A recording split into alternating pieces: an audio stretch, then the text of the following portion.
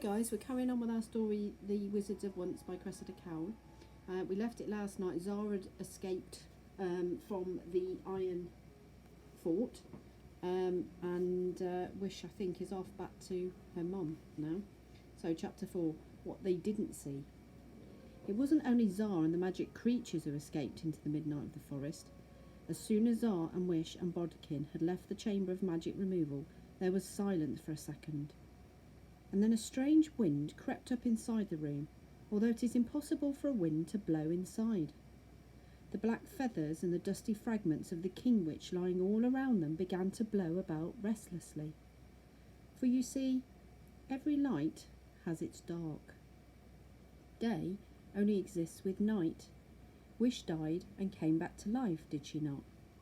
For it turned out she was a great enchanter, and great enchanters have more than one life. But there was more than one great enchanter in that room. If Wish could come alive again, so too could the king witch.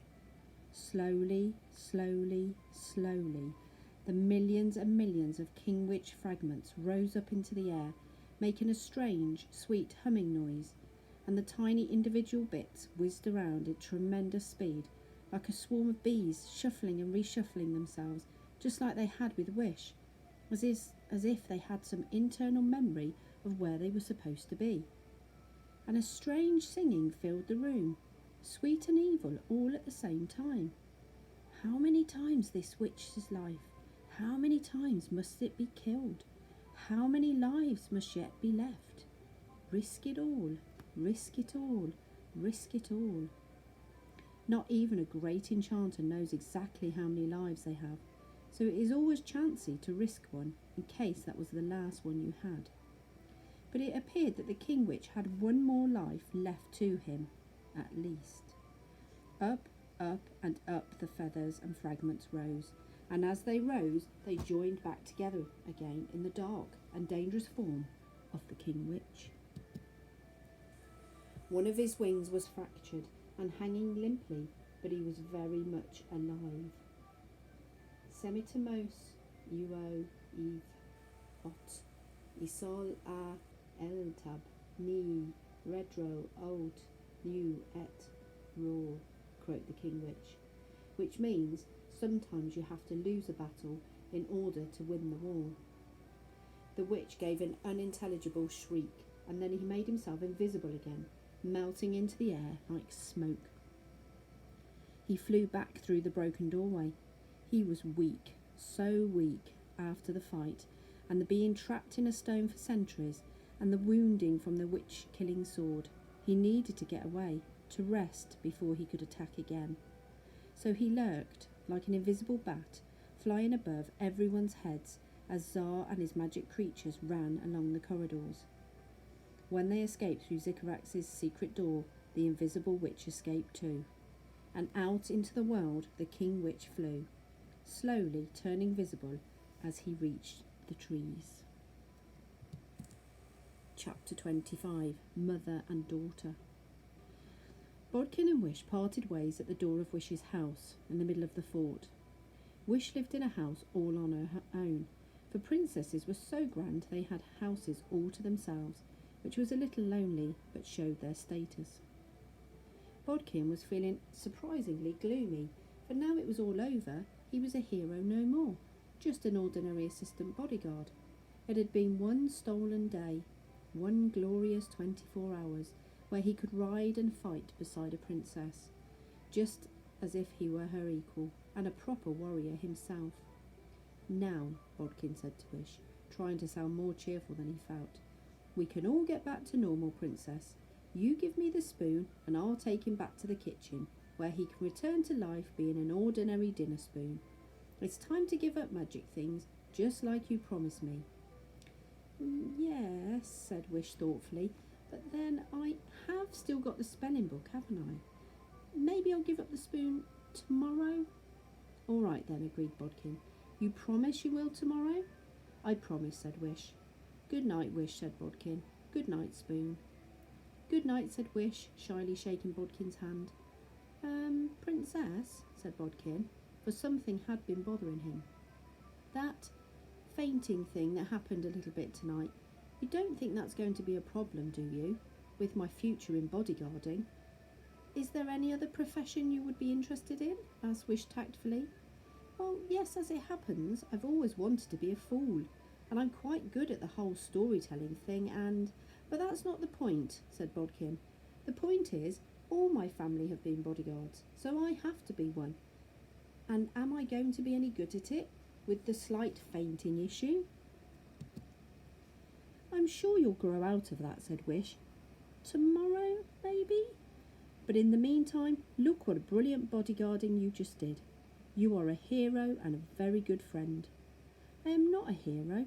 I am an assistant bodyguard, said Bodkin, very relieved. And that is what an assistant bodyguard is for, to assist. But he didn't deny that he was the princess's friend, and then they both went to bed. The princess to her royal bed of goose-down feathers, the assistant bodyguard to his bed of straw underneath the kitchen table. They both slept soundly, for it had been a tiring night, what with one thing and another. But everything cannot be the same as it always was, of course. Once an assistant bodyguard has been on an adventure like that one, he is changed forever. Like the enchanted spoon, he had been burned at the edges by witches' fire and scorched by the breath of sprites. He had opened his eyes in the wizard's camp. He had listened to the speech of ravens, and they had made him see things from their point of view. I may have said this before, but this can be the problem with adventures, which is why Bodkin's father was so very, very against them. Meanwhile, Sycorax had a long, long night, all alone in that darkness, and she had plenty of time for thinking. Who knows, she may have even learned a lesson or two. That is, after all, what a dungeon is for. And when eventually the guard woke up and unlocked the prison cell where she was trapped, Queen Sycorax ran out of the door and straight to the chamber of magic removal, for she had heard the commotion of the night before, and she had imagined all sorts of terrible possibilities about what might be happening. She saw the stone, the sword, she read the note, and that chilly queen turned colder still. Queen Sycorax was no fool. The note said it was from Tsar, but the handwriting on the note, the spelling, made the queen immediately think of Wish. She ran, not even gliding this time, to the platform, up to the surface, through the streets of the hill fort, passing the staring eyes of her citizens, her beautiful golden hair an absolute bird's nest shock of electric horror that would take her a week to brush out. And she was lucky to be able to brush it out at all. Sometimes sprites can mess up your hair with such intricate magic that the only solution is to cut it off entirely. She ran straight to the house where Wish lived. Queen Sycorax did not often go there, for queens are very busy, and they do not always have time to visit their children, like normal people. Bursting into Wish's room, Sycorax found her daughter fast asleep, snoring on the bed, and the queen let out a sigh of relief. Relief quickly turned to anger, as so often it will. She gave her daughter a gentle shake to wake her up. Wish opened a sleepy eye and was instantly electrically awake when she saw her mother standing over her like an enraged iceberg. Oh dear. Good morning, Mother, gulped Wish warily. The wizard boy is gone, said Queen Sycorax, in a white, cold fury, taking in the scratches on Wish's face, the wildness of Wish's hair, which, like Queen Sycorax's own hair, was still whipped up into a frenzy of tangles by the sprites using it as a nest. Escaping with all the other magic creatures, chaos, disorder, anarchy. The stone that takes away magic is broken. And I've lost the sword as well, stormed Sycorax. It's trapped in the stone at a time when it's needed most, when witches have returned to the forest. It's an all-round disaster. Someone must have stolen the key. Someone must have helped that wretched wizard boy escape. Someone must have taken him the sword. The someone who has done this is a traitor to their mother, their family, their entire tribe of warriors. Wish avoided her mother's angry gaze and looked thoughtfully into the distance. I just had this very strange dream, said Wish. I dreamed there was a witch inside the stone that takes away magic, that called itself the King Witch. Sycorax started in astonishment. Her anger evaporated and turned to uneasy alarm. A King Witch? Inside the stone? Gasped the Queen. What nonsense are you talking? Impossible. Surely that's impossible. But if witches were not extinct, that meant the legends about the King Witch might be correct as well. In all the old fairy tales, the King Witch was the leader of witches, the mastermind who controlled them all. In my dream, the King Witch had been inside the stone for a very long time indeed. Who knows? Maybe someone long ago imprisoned him in there to make the world a safer place, said Wish. The fairy stories about the stone always say not to touch it, don't they? But the meaning of why we are not supposed to touch it has been lost. Centuries and centuries, that King Witch must have been willing people to come to the stone, so he could take away their magic and break out of the stone. And he will have been working his will on you too, Mother, on me, on Tsar, on all of us. In my dream, the King Witch broke out of the stone. No, whispered Sycorax with fierce bright eyes, but she was thinking hard. Wish could sense her mother weakening, so she carried on, speaking thoughtfully and innocently, looking dreamily into the distance. Another odd thing in the dream, continued Wish, was that in the dungeons below us there was this room full of heads. But they weren't just any old heads. They were heads that I recognised, of people that came to court and argued on your behalf, Mother, or said nice things about you when you were away. I'm not sure we would want the citizens of Warrior Fort to know about those heads, Mother, said Wish. Dreams are odd things, said Sycorax, staring at her daughter very, very closely indeed. Mother and daughter looked at each other's, their faces identical masks. Behind both those masks they were thinking, what do you know? For the first time they looked surprisingly alike, hair in ridiculous upward waterfalls, faces carefully arranged to give away nothing, wary eyes. It's complicated, said Queen Sycorax at last. Yes, it is, said Wish. She put out her hand and closed it over Queen Sycorax's icy one. Must be difficult being a queen, said Wish. Queen Sycorax returned the pressure. Yes, it is, said Queen Sycorax. What happened to the witch inside the stone? Where is it now? Asked Queen Sycorax. We killed it with the sword, said Wish. In the dream, of course. Said Queen Sycorax. You were lucky to survive. She touched her daughter's face with the scratches on it. Queen Sycorax looked down at Wish, and for one split second her mask dropped, and there was no disappointment in her eyes, but a wary respect, suspicion, and fear.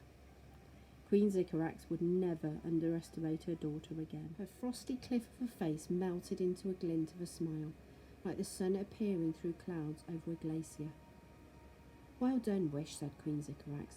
That must have been a very frightening dream, a nightmare in fact, and it sounds like you have dealt with it in a very warrior-like fashion. Wish was so relieved she beamed right back at her mum. My mother smiled at me. Queen Sycorax's smile disappeared, and she was her brisk, composed self once more. She adjusted Wish's eye patch, which had gone a little askew. I may have made a mistake about that stone, admitted Queen Sycorax. Even queens make mistakes sometimes, so in these very special circumstances, I am prepared to overlook whatever happened this past night. Queen Sycorax's voice turned diamond hard. But in the future, you do need to do as I tell you. I want you to have no contact with anything magic whatsoever. No wizards, no magic creatures, not even the smallest itch sprite. Do you understand me, Wish? Yes, Mother, said Wish. And if you see that wretched, tricksome Tsar, son of Encanzo, said the Queen, you must tell me at once. You hear me? Yes, Mother, said Wish. But underneath the bedclothes, I'm afraid to say, I happened to know that Wish was crossing her fingers. From now on, Wish, you must work hard at being a normal warrior princess. You can start by keeping this eye patch on at all times, nice and straight. Remember, said Queen Sycorax sternly as she got to her feet, we are warriors. She held up her finger, and a warrior should always be well turned out, said Queen Sycorax. Every hair in place, every weapon sharpened, every fingernail shining. Remember that. And then she swept out of Wish's front door, where a crowd had gathered, watching in staggered silence at Sycorax. Her long white gown, raked ragged, her hair a fright, swept through the courtyard with as much dignity and gravitas as if she was at her own coronation. Guards scurried up to offer them her cloaks, and in one superb gesture she waved them away. Every inch a queen. Someone started applauding, nervously. They weren't quite sure why, and the other warriors joined in, even though they did not know what they were clapping for. What had happened? Who had dared attack her? What on earth, for the green god's sake, was going on with that hair? And then she turned, at the entrance to her own quarters. The crowd grew silent. They leaned in to hear what she would say, expecting her to tell them the story of exactly what had happened down there in her dungeons. I never, said Queen Sycorax in her quiet, mild voice, want anyone to mention this ever again. And they didn't. Right, so I wonder what's going to happen. That's our final chapter tomorrow, and we're going to find out what happens to Tsar. Speak to you tomorrow. Bye.